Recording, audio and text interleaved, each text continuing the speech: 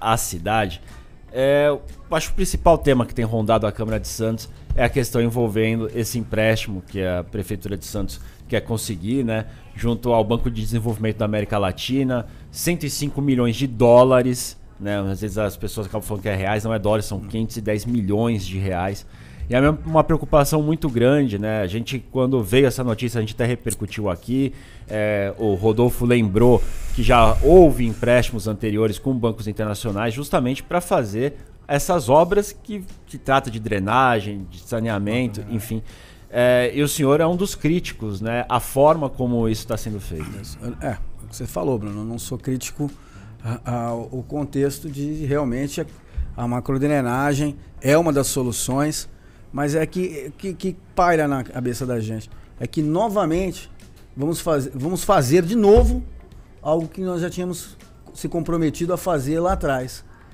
Há muitos anos atrás já era para ter resolvido com a macrodrenagem e o congelamento das favelas que crescem desordenadamente. Não adianta nada você fazer a macrodrenagem, retirar naquele momento e daqui a pouco tá todo mundo de volta. Você vê, pega fogo num setor ali da favela e não dá um mês, já tá preenchida novamente. Então, eu vejo que não é sério, né? E também vejo que não é sério esse tipo de empréstimo, entendeu?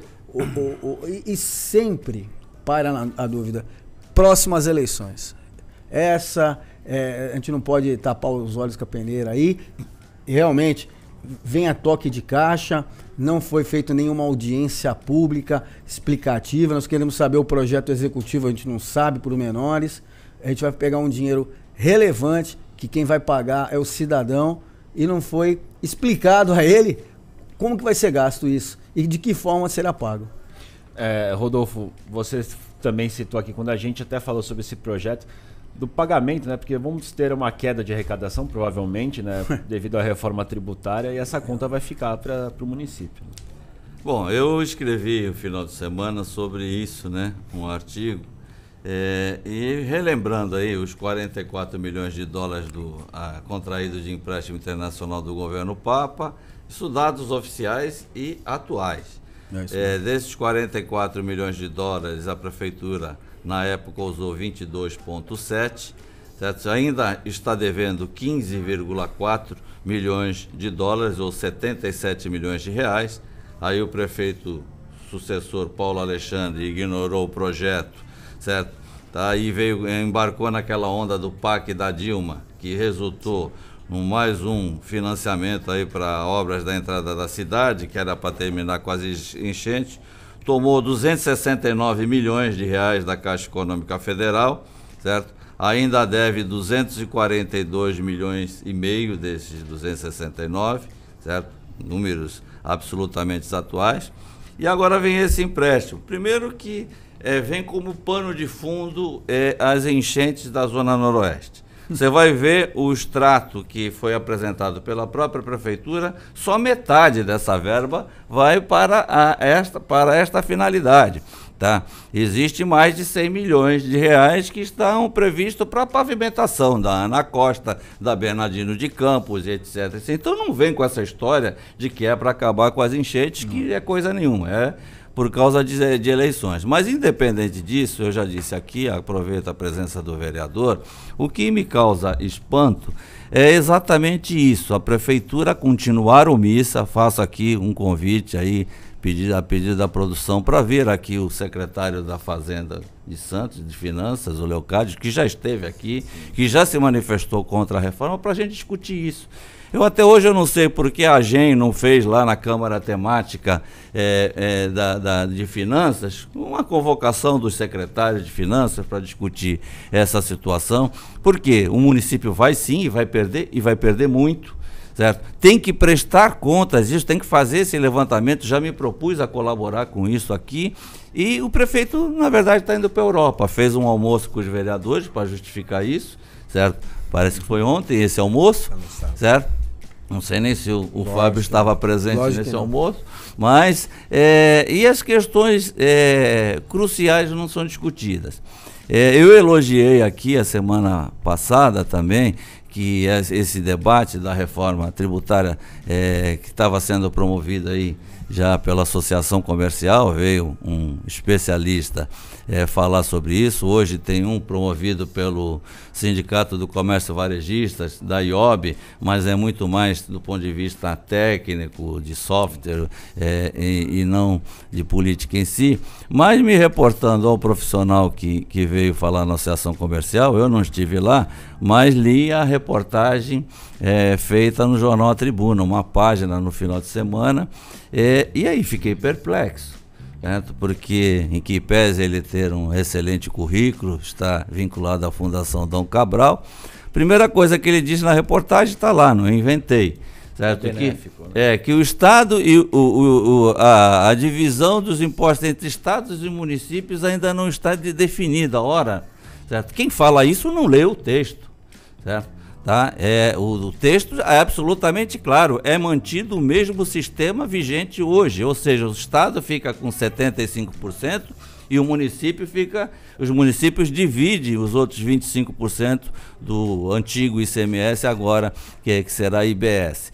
O que mudou no critério de divisão desses 25%, que o valor adicionado era fator preponderante, deixou de ser e será o fator população. Então, um palestrante que vem e diz que isso não está previsto na lei, lamento, tá? Não quero ser antiético, mas não leu a lei. Depois ele fala na reportagem que não, que Santos vai ganhar porque nós vamos aumentar as exportações. Primeiro, exportação é isenta de tributação. Segundo, aumentar o movimento de carga no Porto de Santos não significa, certo, necessariamente aumento de arrecadação, principalmente num cenário que o ISS é extinto e que o critério do IBS não será mais origem, será destino. Então, se a pessoa não tem a capacidade de analisar esse tipo de coisa e vem dar uma palestra e depois dá uma entrevista e reproduz isso, aí o cidadão lê o currículo do palestrante e vai falar, bom, então isso é muito bom para a nossa região.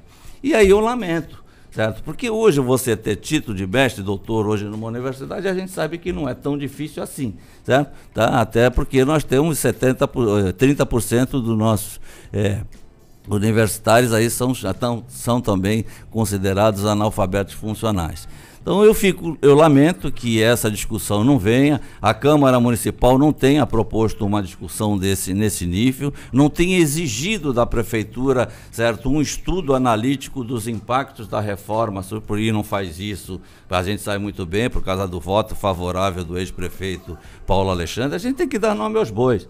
O prefeito, o ex-prefeito Paulo Alexandre está falando uma outra inverdade que eu desafio a ele vir aqui, a sua assessoria provar o contrário, tá? Ele vem dizendo nas redes sociais com relação ao túnel que já está tudo aprovado, a licença ambiental está aprovada, o projeto básico está aprovado e tal. Aí você no dia seguinte você lê uma notícia que o presidente da antiga Codesp, hoje Autoridade Portuária, solicitou ao governo do estado para que entregue ao Conselho Regional de Engenharia e Arquitetura do Estado de São Paulo o projeto para que seja revisto, para que sejam feitas as licenças.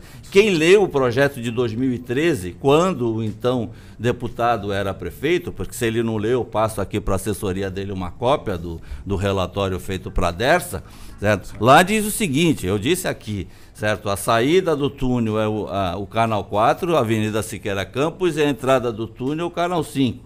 No texto do relatório diz o seguinte, certo? Que é problemática essa solução porque os canais são tombados, certo? Existem 300 desapropriações aqui do lado de Santos e quase 1.300 do lado do Guarujá. Ou seja, não tem absolutamente nada aprovado. O ex-governador Geraldo Alckmin gastou 100 milhões de reais.